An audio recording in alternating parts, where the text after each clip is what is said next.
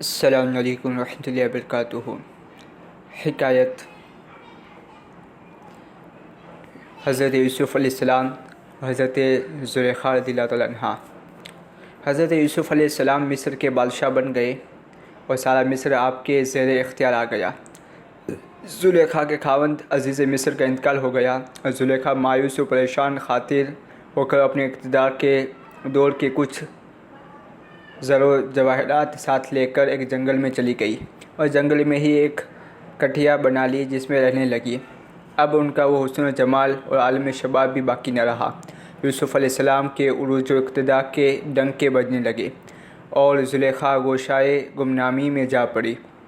حضرت یوسف علیہ السلام ایک دن اپنے لشکر سمیت بڑی شان و شوکت و شاہانہ جاہ و جلال کے ساتھ اس جنگل سے گزرے۔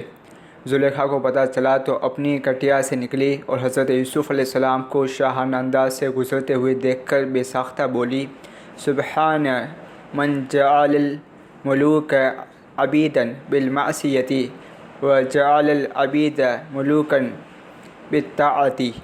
پاک ہے وہ ذات جس نے نافرمانی کے باعث بادشاہوں کو غلام بنا دیا اور فرمانبرداری کے صدقے میں غلاموں کو بادشاہ بنا دیا۔ زلیخا کی یہ آواز یوسف علیہ السلام نے سنی تو رو پڑے اور اپنے ایک غلام سے فرمایا، اس بڑھیا کی حاجت پوری کرو۔ وہ غلام زلیخا کے پاس پہنچا اور کہا کہ بڑھیا تمہاری کیا حاجت ہے؟ وہ بولی، میری حاجت یوسف ہی پوری کر سکیں گے۔ چنانچہ وہ غلام زلیخا کو شاہی محل میں ساتھ لے آیا۔ حضرت یوسف علیہ السلام جب محل میں پہنچے اور آپ نے اپنا شاہی لباس اتارا اور اللہ کی عبادت کے لیے اپنے مصلی پر بیٹھے تو اس وقت آپ کو پھر وہی جملے یاد آیا، سبحان من جعل الملوک عبیدا وجعل العبید ملوکا، اور آپ رونے لگے۔ پھر غلام کو بلا کر پوچھا کہ اس بڑھیا کی حاجت پوری کی یا نہیں؟ اس نے عرض کیا، حضور وہ بڑھیا یہیں آ گئی ہے اور کہتی ہے کہ میری حاجت تو یوسف خود ہی پوری کریں گے۔ فرمایا، اچھا اسے یہاں لے آؤ۔ چنانچہ زلیخا خدمت میں حاضر کی گئی اور اس نے حاضر ہوتے ہی سلام عرض کیا۔ حضرت یوسف علیہ السلام نے سر جھکائے ہوئے ہی سلام کا جواب دیا اور پھر فرمایا، اے عورت تمہاری جو حاجت ہو بیان کر۔ وہ بولی، حضور کیا آپ مجھے بھول گئے؟ فرمایا، کون ہو تم؟ وہ بولی، بگفت آنم کے چو روئے تو دیدم، ترا اس جملہ عالم برگزیدم، فشاندم گنج و گوہر در بہایت، دل و جان وقف کردم در ہوایت، جوانی در غمت برباد دارم، دری پیری کے می بینی فتادم، گرفتی شاید ملک اندر آگوش، مرا یک بار تو کردی فراموش۔ اے یوسف میں زلیخا ہوں۔ حضرت یوسف علیہ السلام یہ سن کر پکار اٹھے، لا الہ الا اللہ الذی یحیی وہو یحیی لا یموت وہو حی لا یموت۔ پھر آپ نے زلیخا سے پوچھا کہ تمہارا وہ عالم شباب اور حسن و جمال اور مال کہاں گیا؟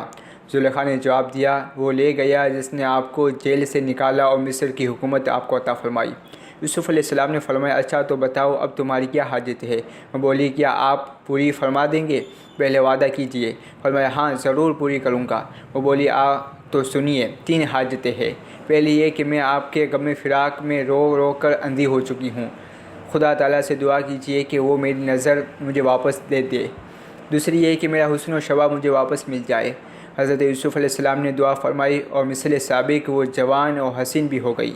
یوسف علیہ السلام نے فرمایا، بتا اب تیسری حاجت کیا ہے؟ وہ بولی، اے یوسف تیسری حاجت یہ ہے کہ آپ مجھ سے نکاح فرما لیں۔